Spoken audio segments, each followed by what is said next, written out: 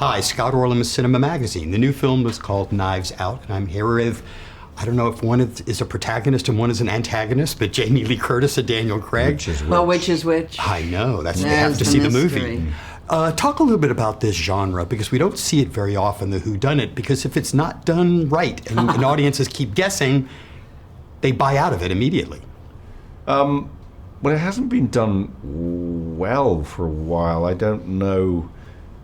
I don't watch enough movies to know whether it's been done at all, really. But it's a, you know, what the movie is really about is as much as anything is Rian's love affair with the genre, but love affair with movie making. His love of this and the fact that growing up watching movies that entertained the hell out of him was something that he wanted to just. He wasn't going to. This wasn't going to fall short. You know, this is a little bit of an event. There's a brilliant cast here. Lots to look at. Lots of nice things to look at. But you know, Rian is fiercely bright, fiercely intelligent. Has written a script which is pretty airtight, poignant, funny as hell, and that's really. I read the script off the bat, was laughing all the way through it. Never thought for one moment that when it was put in front of an audience that they would get all of those gags, and they get all of those gags and more. So it's been a joy. What I love about these type of movies is it taps into the guilt complex. Does that person feel guilty? And we've all done stuff in our lives and we kind of feel guilty, but do other people suspect? So I was wondering your relationship to that. I mean, when you have gone on your life, do you come across as guilty when something happens in your life, or are you good at kind of Well, you know, I'm the epitome of white privilege. I'm born and raised in Los Angeles, California.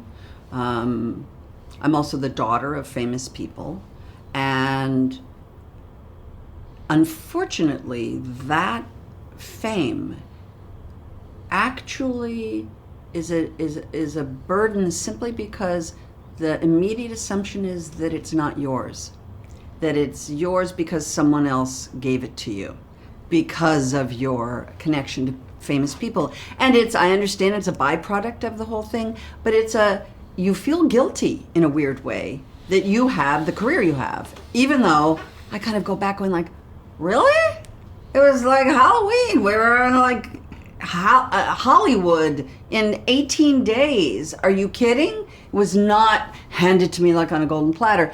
But there is a little guilt in success and privilege. And I think anybody in today's world, with the constant conversation about class disparity, wage disparity, gender disparity, wealth disparity in this country particularly, but around the world, you feel there is white privilege, but it's also white guilt that we are who we are. Speaking of privilege, this house that you shot in. A very nice house. Nice little accommodation. I mean, obviously with Bond, you shot all over the world, but what's it like to be restrictive in most of the movie to one location? Fabulous. I love making movies in the studio, so it's really fine by me.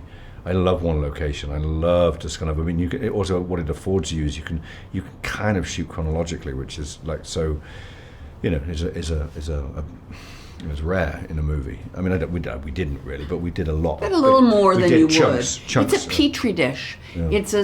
It's surrounded. There is a sense of like what's going on in there. It's going to inform more in the story because you are, you know, limited. I guess there's a TV show called Big Brother, Big Sister, Big Brother, where people are living in a.